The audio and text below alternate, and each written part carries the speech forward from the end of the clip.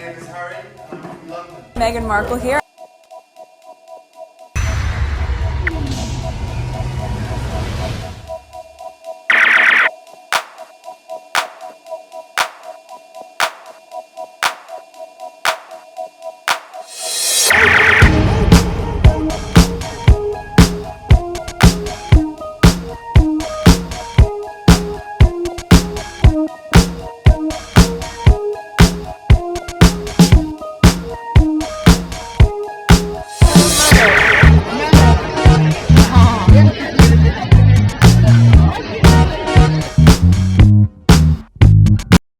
Today is June 3rd, 2025. It is 3 p.m. in the afternoon.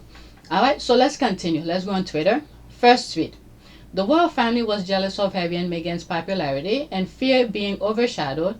Princess Diana was more popular than the royal family, so they resent her. History repeats itself. Now they resent her youngest son and wife. Here's where it started. Nah. It's just pretty much confirmed. I don't think it started here. It's just confirmed what they thought when they were on stage.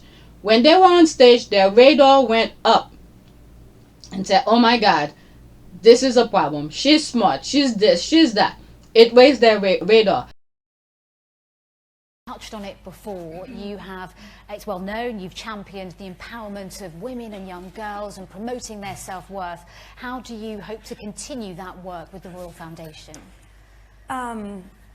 Yes, I mean, I think that knowing that I've just been here for 3 months, right?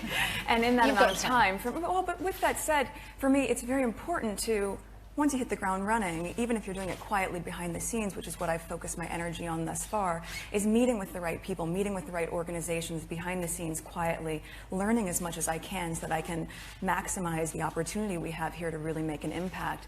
I think what's interesting is I hear a lot of people saying when speaking about girls' empowerment, finding and knowing their worth, or women's empowerment as well, you'll often hear people say, well, you're helping women find their voices. And I fundamentally disagree with that, because women don't need to find a voice. They have a voice, they need to feel empowered to use it, and people need to be encouraged to listen. And I think right now in the climate that we're seeing with so many campaigns, I mean, with Me Too and Time's Up, there is no better time than to really continue to shine a light on women feeling empowered and people really helping to support them, men included in that. I mean, it makes such a tremendous difference. So, yeah, just I guess we wait a couple months and then we can hit the ground running. But up until then, I'm pretty excited. Here, I think it's where it solidified and confirmed and said, yes, there's a problem. They overshadow them. All right, let's watch it.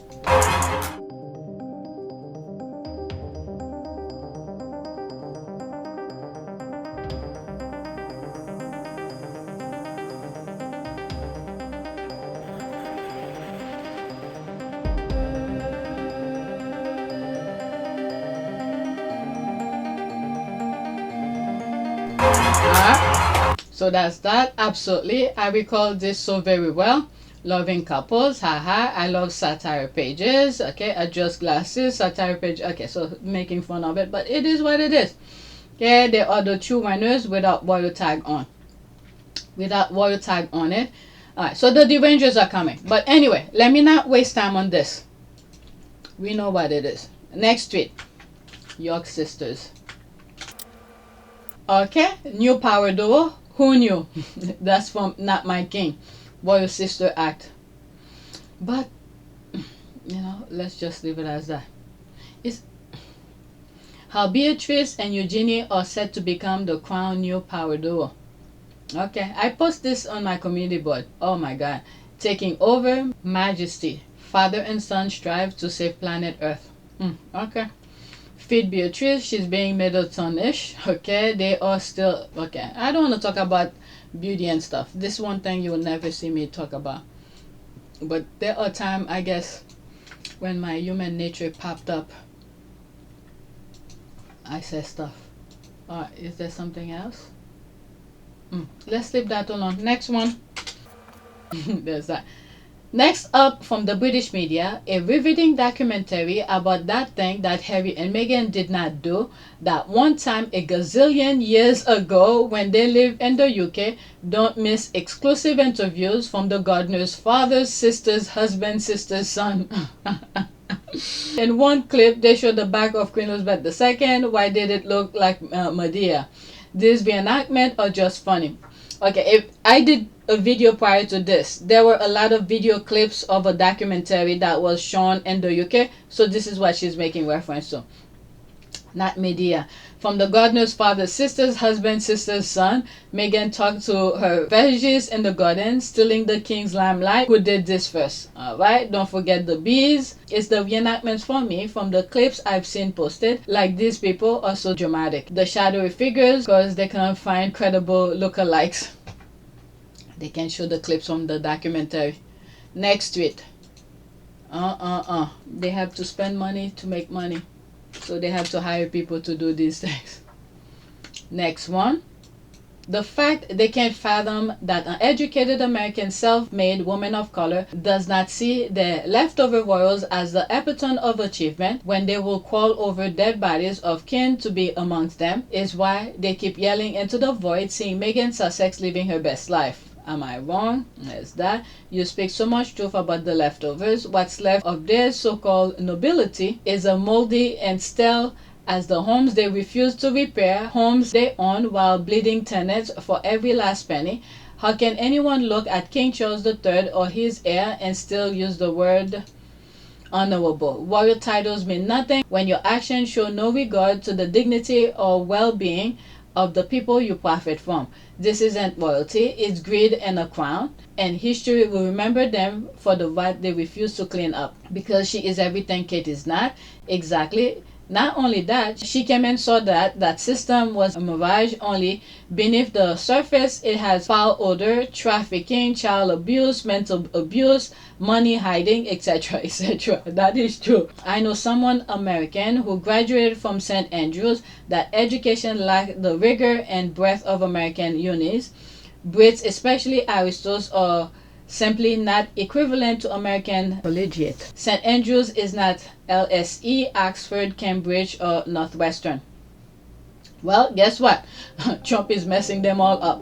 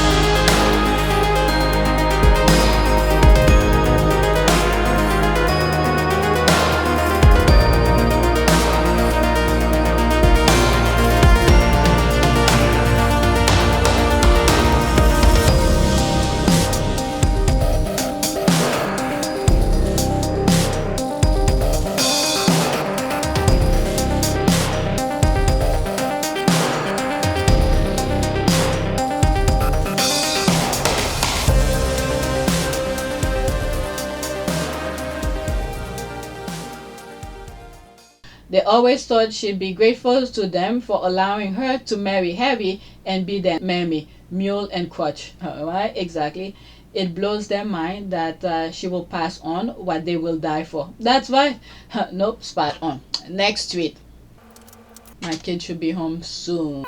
Alright, there's this. First, King Charles isn't treating Prince Harry as a son. And second, the name change story is a lie made up by Richard Eden. Harry and Meghan choose Sussex as their family surname in February 2024. Harry's uncle died in August 2024. Oh, I see here. King Charles will be appalled and hurt by Prince Harry's latest bombshell move. Exclusive: Prince Harry's latest action have been dissected by a leading royal expert. Oh my god, the way these people use those words as if it's dissected and royal expert. Bunch of lies. Jasmine Carey, royal reporter. When was that? June 2nd. King Charles will be appalled and hurt by Prince Harry after the Duke's latest bombshell move, a royal expert has said. It was reported on Sunday that the Duchess of Sussex 40 had sought advice from potential, I don't know if the word here, okay, different headline, have adopted the Sussex title as their children's last name, according to a report, rather than being known as the Mountbatten Windsor. The Duke and Duchess of Sussex kid will now be known as Prince Archie Sussex and Princess Elizabeth Sussex, sources confirm. It depends on what's on their birth certificate, okay? Prince Harry to miss funeral of his uncle Robert Fellows amid security concern in the UK. August 12, 2024. That was last year. Okay, too many things to read. Some of them are old. Let's go to the next one. Too many recent things to be talked about. Next one is about Spare. Alright, I cannot play this. Best thing Prince Harry ever did was write Spare. Those hoes call him a liar, now confirming what he said. Unlike his father and brother, they have nothing to blackmail him with. That's right, wrote Spare and said, here, now what? I cannot play this. It's from the movie with Eminem. I forgot the name of the thing here. Okay, anyway, no one needs to hear what those ugly royal rats are saying. Let's pause. Prince Harry and Meghan already told their own story. Go watch it. Read Spare. Don't pay mind to their trolls. Okay, this is 59 seconds. Let's see here. Why did you want to make this documentary?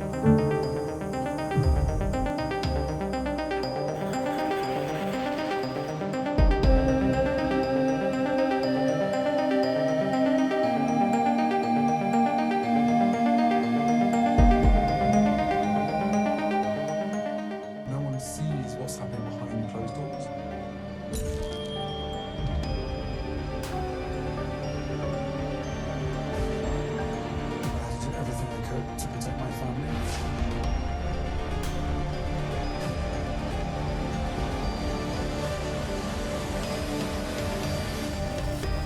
When the stakes are this high, doesn't it make more sense to hear our story from us?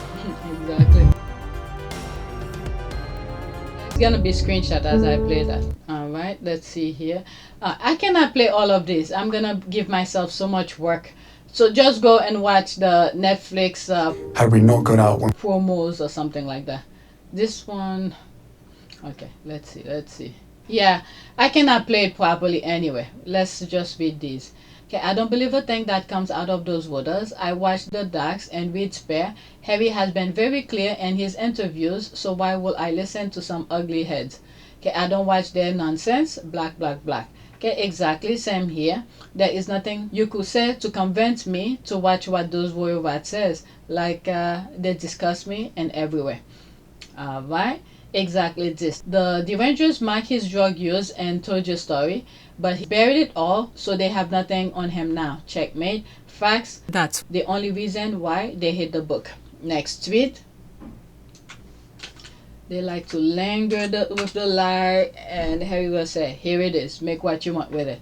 Okay, Harry doesn't need his uncle's title. He is a born prince, but by using the Spencer surname, he will be called Lord Spencer. Almost every regal family in Europe has been using several names, historical surnames. The Spencers themselves have 4 different family names. Okay, I don't know anything about that, I'm just sharing. What the system will hate the most through all this is that Diana is very much alive and walking the palatial corridors. Lilibet, Diana, red hair, Spencer's turning up for Harry.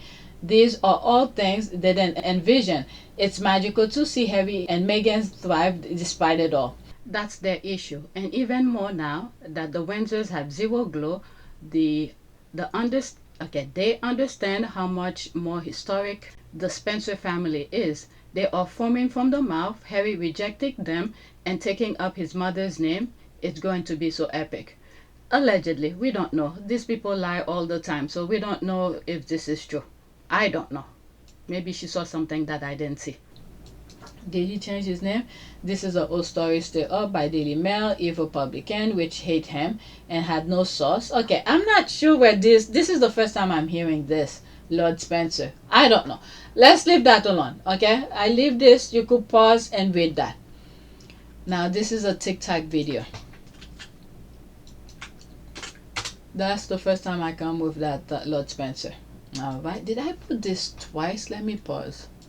Alright, next tweet. Definitely agree with her. The days of Queen Elizabeth polish and dignified rule are over. Now that family is exposed for everyone to see their nakedness. Alright, this one is 2 minutes.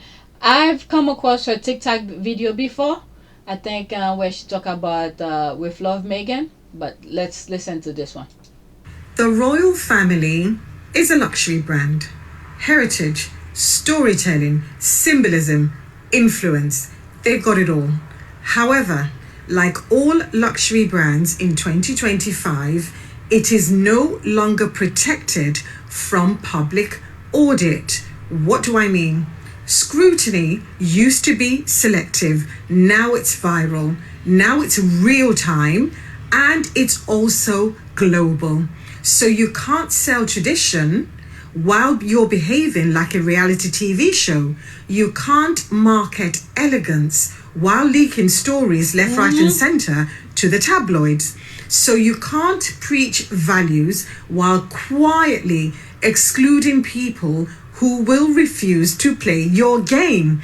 Once Meghan entered the chat, so did the microscope. That's right. Every lie became a breadcrumb. Every PR playbook that they used to use in the past became dated. And every accusation then turned into a case study.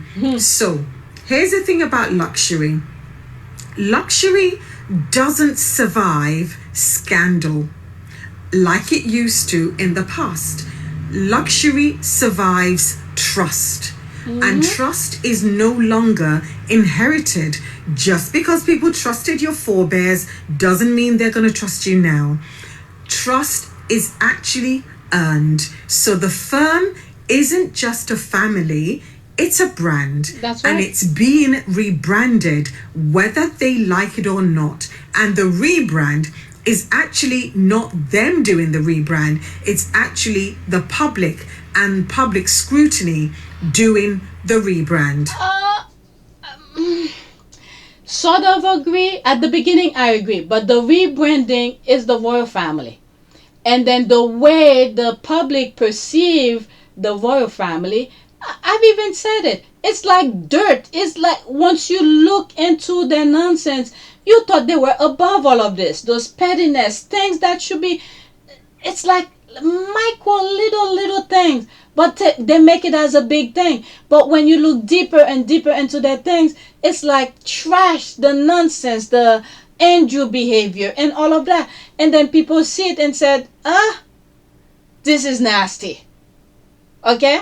So, and then the worst thing is, they continue. They're pushing forward the same nonsense and they expect people to accept it.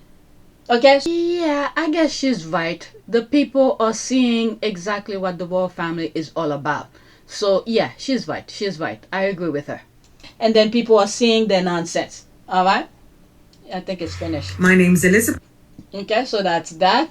I agree the days of decorum and dignity are over. Queen Elizabeth or Philip will have never allowed the working royals to behave this way.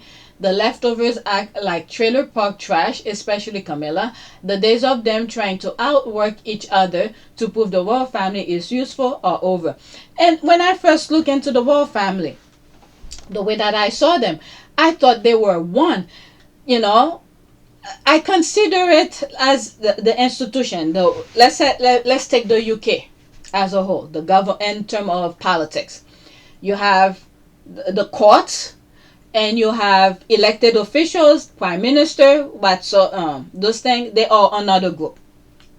The court, another group. So that's two. The third one will be the royal family. Whatever role they play with the government. Okay? Now, within the royal family, I used to believe when one member of the royal family does something, it's a plus for the entire family. But when you look deeper into their nonsense, they're fighting among each other to get the spotlight. They consider themselves individually, not as a group of one. So this is another problem that they are having. Harry was above that. When he does something, he doesn't care who gets the credit for it, as long the people who's in need of the thing that he does gets it, he's fine with it. And Meghan the same. But instead, the royal family is fighting among each other for spotlight, and many of the things that they're doing are stupid things. Okay? And their queen is Camille, was FFS. Okay, I mean, how is everyone supposed to take that institution seriously? It's what they deserve, though. There's that. And whose fault is that? Next tweet. Okay, so there's that. Prince Harry consulted his Uncle Charles about changing his surname to Spencer. I don't know. Let's put allegedly. It's probably from the royal vats. I don't know. And how will these people know that? The lies they make up. There's me here. This perhaps with those 10 can. Okay, unsurmountable legal hurdles for changing their names from Mountbatten to Spencer. Lies. There are no legal formalities or restriction on changing your surname in the UK, except for the intent to deceive or defraud. Although not required, it's normally done via deed poll. Okay, Harry never had a surname. Mountbatten Windsor was for those descendants of Philip and Elizabeth who were not entitled to royal titles. Harry has been HRH all his life, so it will have been to change his surname, but to take one, maybe for USA documents where he needs one. Okay, yeah, while I don't think Prince Harry will have any issue being named Spencer, I don't think this is true. Yeah, it's false. Let me not waste time on it. Next one. Okay, check the date. Remember when they said this, pointing down here, Meghan went among the people and embraced them and promote inclusivity. Before Meghan, the royal family then hug or want people to touch them. All of a sudden, they're all hugging people and it's no longer a protocol issue. Haters really had it in for Meghan. What is that here? Where's the date? That was 2018. Meghan Markle breaks royal protocol to hug a young school girl in Birmingham. Here's the sweet reason Prince Harry specifically wanted his fiancée to meet her. I saw that video. Meghan was talking with the crowd and then Harry tapped Meghan and said, this little girl, they don't know. There's that. Okay. Oh, wait a second. No, that's somebody else. Okay, now even Charles Doku is hugging people. Meghan showed them how it's done. That's a different language. All those rules were created only to bully and harass Meghan, but the perfect justice by karma. Now all those leftovers have to hug and greet people because Meghan has set the benchmark for them. Meghan is the blueprint. Alright, let's go to the next tweet. I have two more left after this one. Okay, the British tabloids are panicking at the thought of being stuck with the monster they helped create. That should have been with video number 1. They know Willie is a terrible person and will make a horrible king. No offense, but none of us is quite ready for William. We need someone sage and stable. Okay, Liz John shows we need you to be okay so that we're okay. We're not ready for William yet. I think, what's her name? The horse next to him probably want him to stay alive because without Charles, what is she? Right, there's all of that. Liz, this is what the British media and the useful idiot popped up and supported. For Britain, something wicked this way comes. Prince Philip feared Charles will damage the monarchy, and he did. Camilla and William's hold on power. Camilla and Prince William's alliance has evolved from shared interests to a calculated partnership that appears willing to sacrifice anyone in their way to maintain the privileges of the monarchy.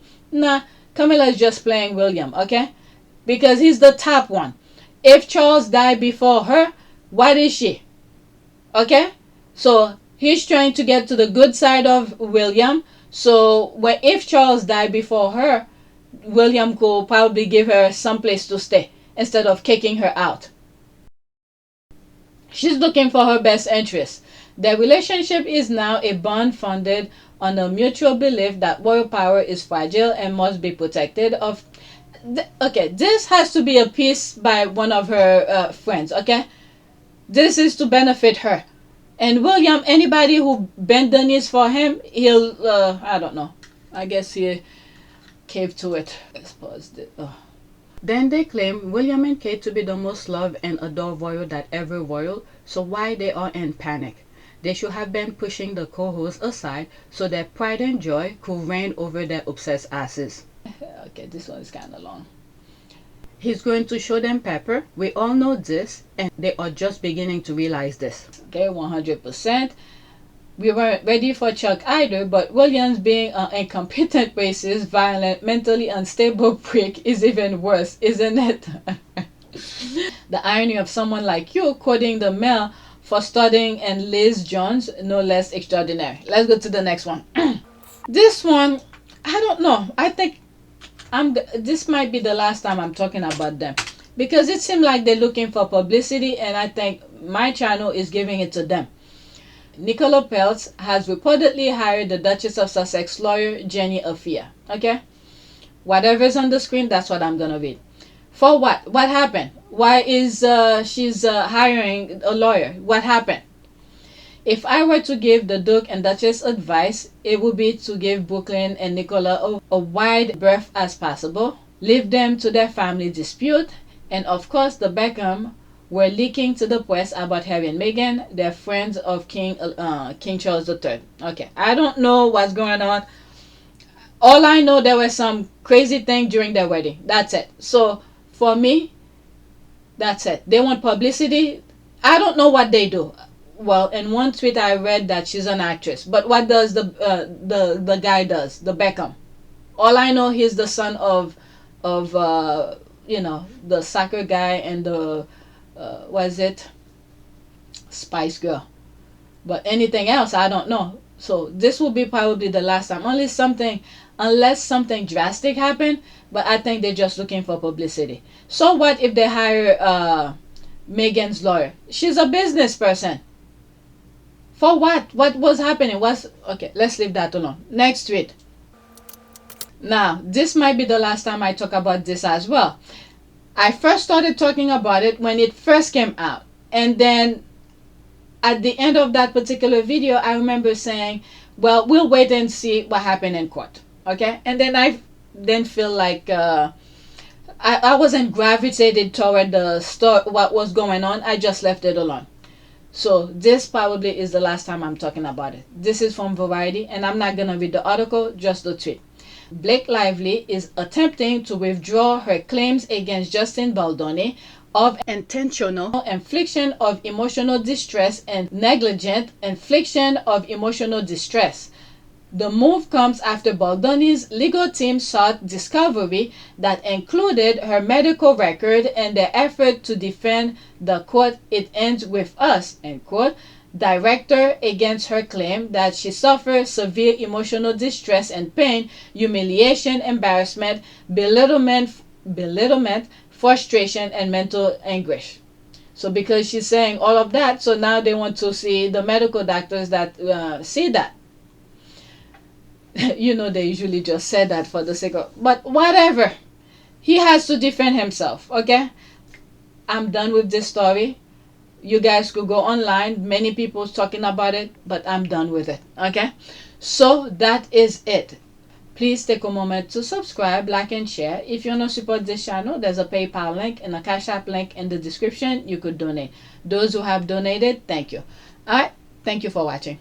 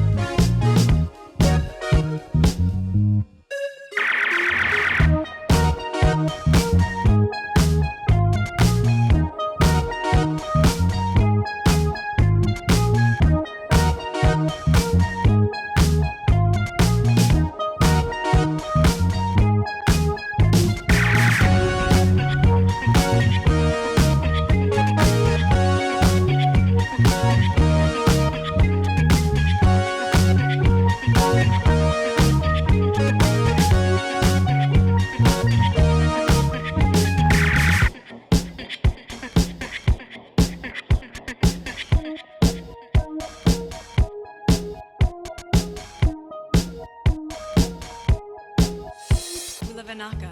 It is a great privilege to be with all of you today.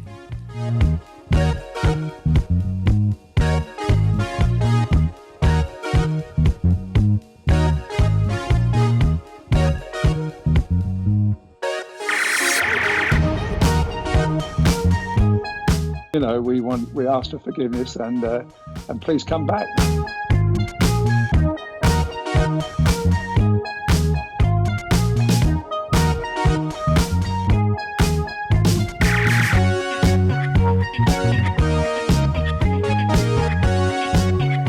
As you saw me find the love and happiness that I'd hoped for all my life.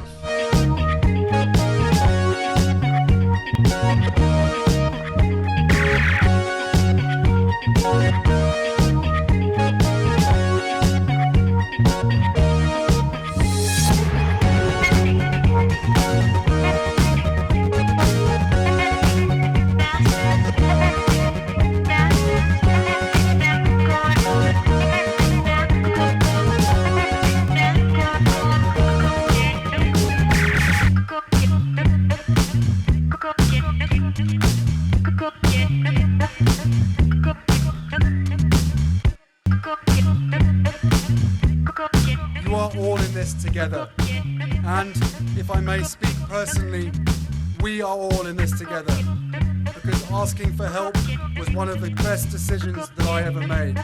You will be continually amazed how life changes for the better.